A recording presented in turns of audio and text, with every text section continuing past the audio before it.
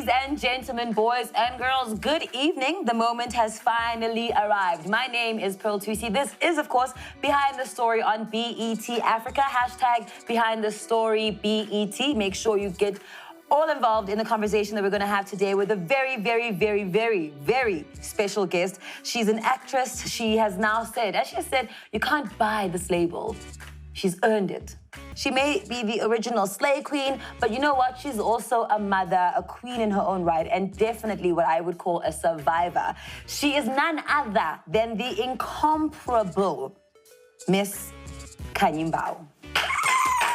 Wow, what an intro, Pearl. What do you wish you could change about the history of your relationship with your father? I wouldn't want to change anything with the relationship with my father. I only pray and wish that he gets his awakening. And I'm not saying that he's woke and he's not aware of what's happening around him, but we all need a moment in our lives where we realize the blessings that we've been given. And for me, I feel like my father's blessing has always just been his businesses and his success. And he hasn't really seen people as blessings. He sees people as a right to him because you are from me, you are my child. So that is natural. You need to just understand that. What's your relationship with your dad like now? And did the past prepare you? Because sometimes the public is never impressed or choose to never be impressed. Do you think that prepared you? And then as a follow-up, what is your relationship with your father like today? My relationship with my father is, I could literally say non-existent. But I do check on him through my siblings, which is my sister. Reason being, I am saving my peace. I'm protecting my atmosphere, and I'm trying to keep the same temperature because my dad is one man that is never happy on anything. And I've accepted him for that. And I've stopped expecting him to say sorry or want him because his journey maybe isn't cut out that way.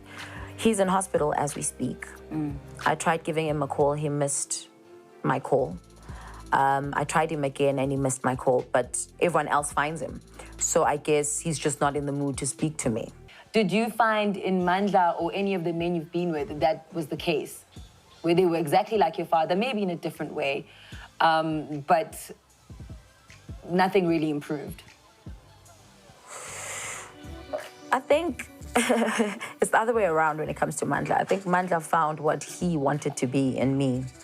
Manza wanted the confidence, Manza wanted the fame, Manza wanted the liberation, Manza wanted the exaltation that came with me. So I was exactly what he wanted, but in a way that he represented a very successful, powerful man that was also self-made, that came from nothing to what he is, that resembled my father. And then he went 10 steps higher by now adorning me with gifts and making me his first priority, his little girl. So it was a win-win situation where it just became these two little pieces that became one, and they just felt right at the time. We were both trying to suck what we've been longing for and what we were intrigued by. So I turned his appreciation and adoration into love, and it actually became a hero syndrome for me. Wow, and obviously at the time you've now shared that the money was vanishing. Yes. He wasn't able to communicate that in a healthy way, so then the abuse began. Of course. And the other woman, then you've spoken enough, I think, about Zodwa's involvement in that situation and how she gave him something you couldn't. So, and she's even spoken about it on Behind the Story, so we'll let that go.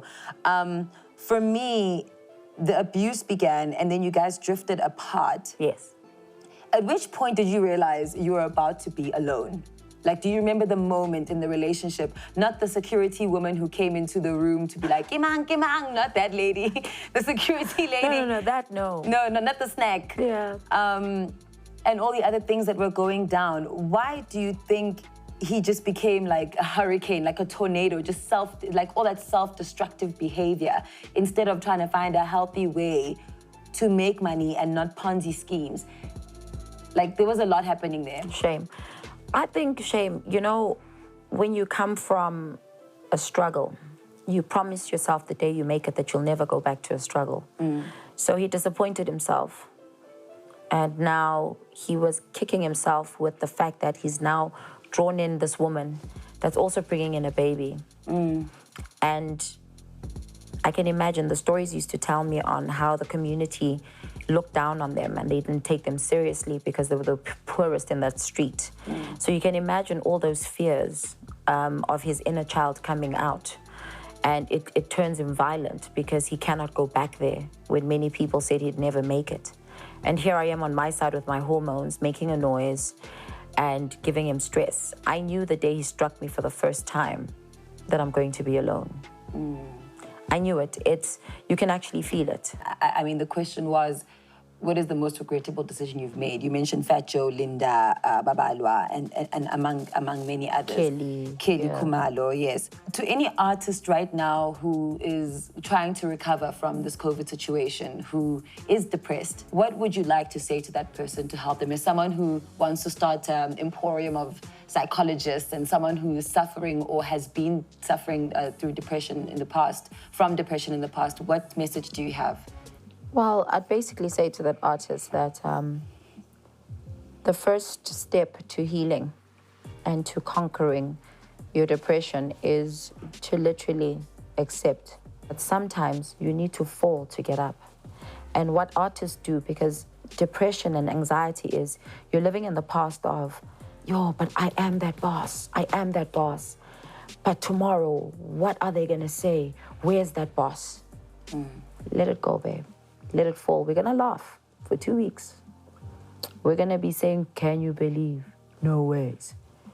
But it all ends. Did you break his heart? Did I break his heart? Uteboho? No, he broke mine.